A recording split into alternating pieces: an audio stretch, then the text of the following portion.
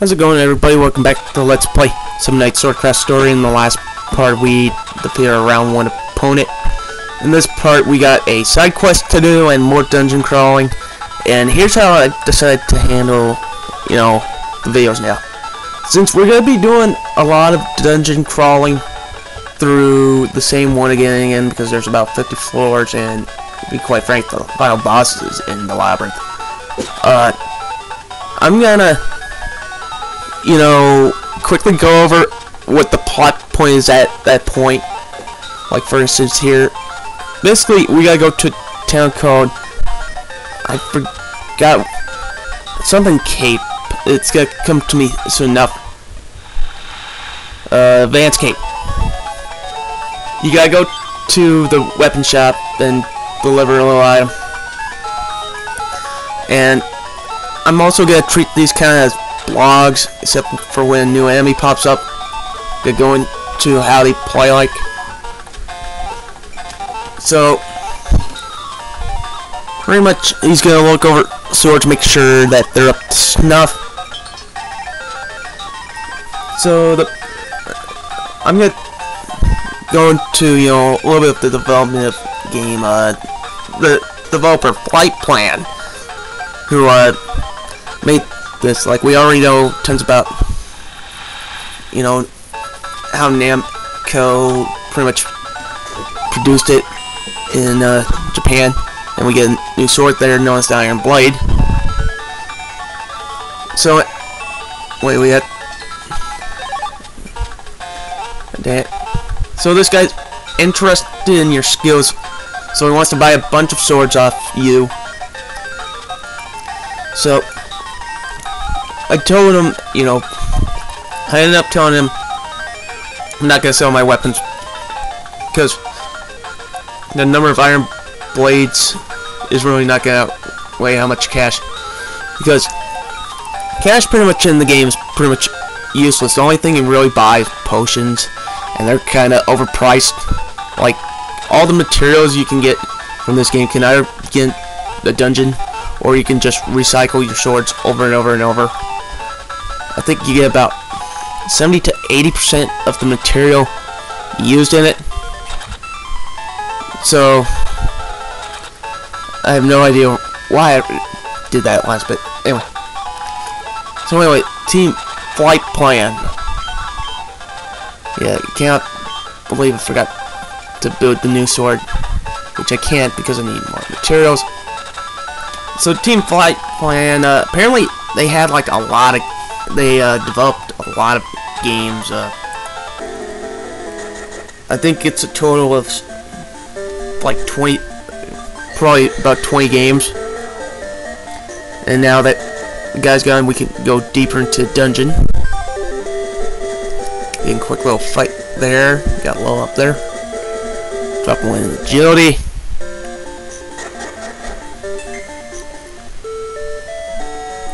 Okay, so Sarah's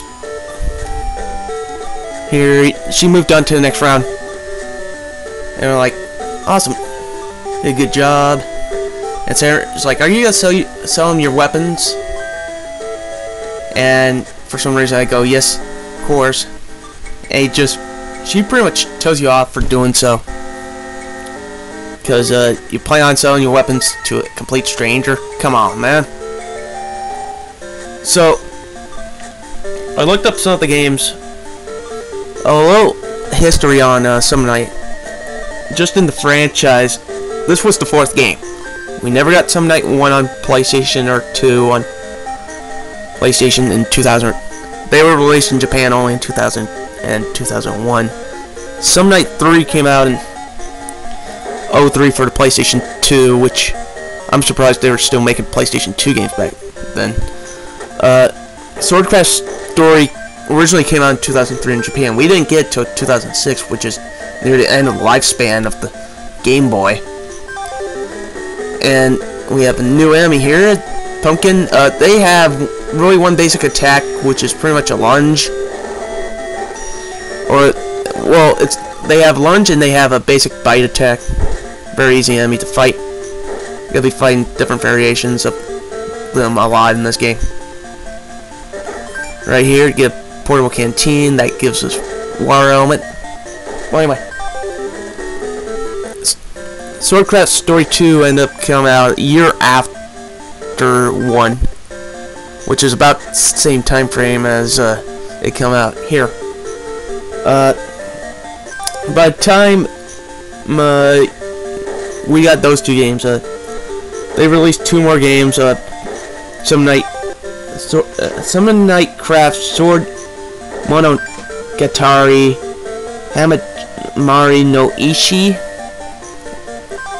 and also some dang it. Oh yeah, confused 2 dates. Also some Night EX Thesis Yosuke no Tsubasa, and also there was some Night 4 EX Thesis and some Night 4 both came out on PlayStation 2, and I have no idea why I kept that fight. That must have been a fight I missed out on. Oh well. And that's why we have editing, Your Honor. And even before their first debut, they had one franchise, Black Matrix, which Black Matrix was the last PlayStation 1 game to come out in Japan in 2004. That series ended up having about 6 games. Then they did a couple of games I did not know they actually worked on. They did Shining Force Feather, and we forgot about 2 new enemies here for a second. Gunnery and the Gremlin.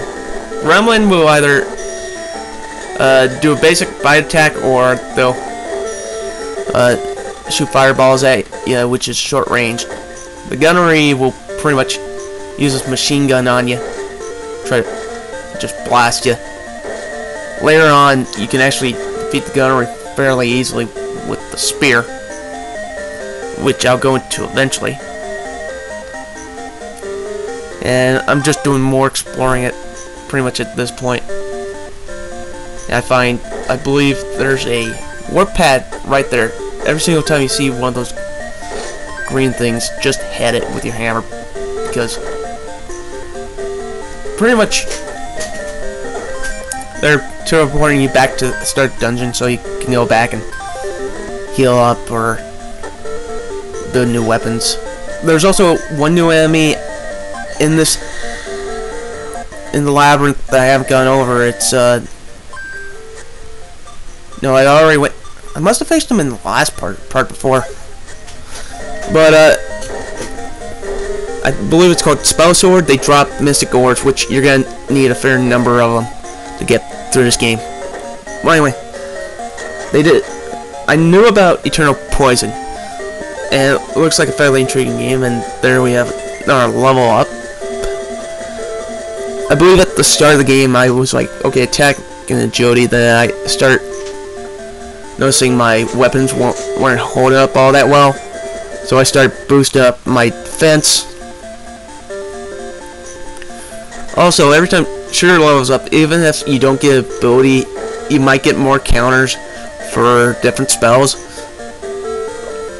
I know near the end of it, one of my moves had like 3, just because it was so overpowered.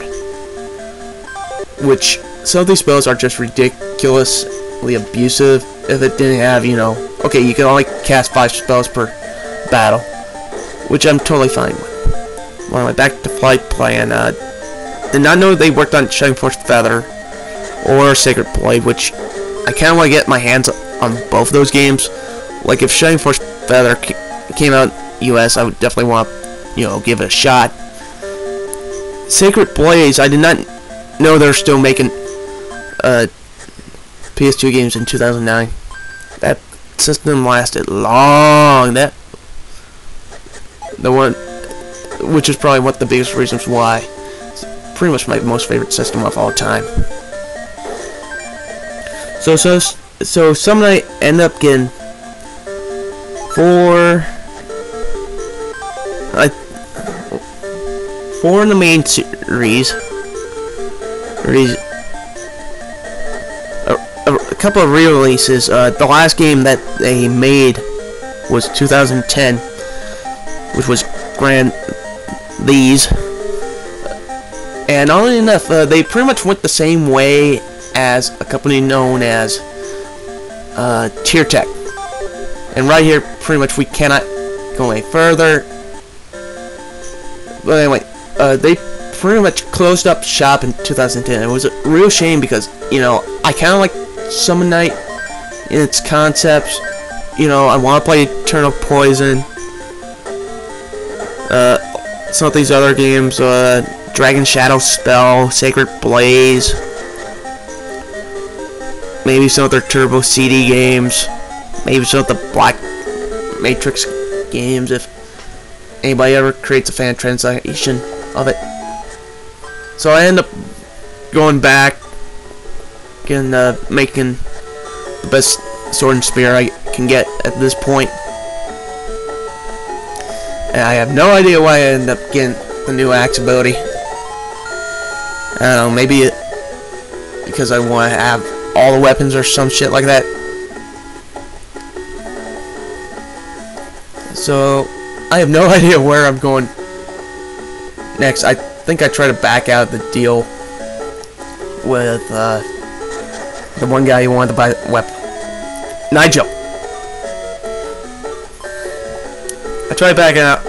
He's like, "Oh, don't say that. I have plenty of time." You know. So he pretty much refused your refusal. I would have just took it as like, "Oh, you don't want to make swords for me? Fine, I'll go to someone else."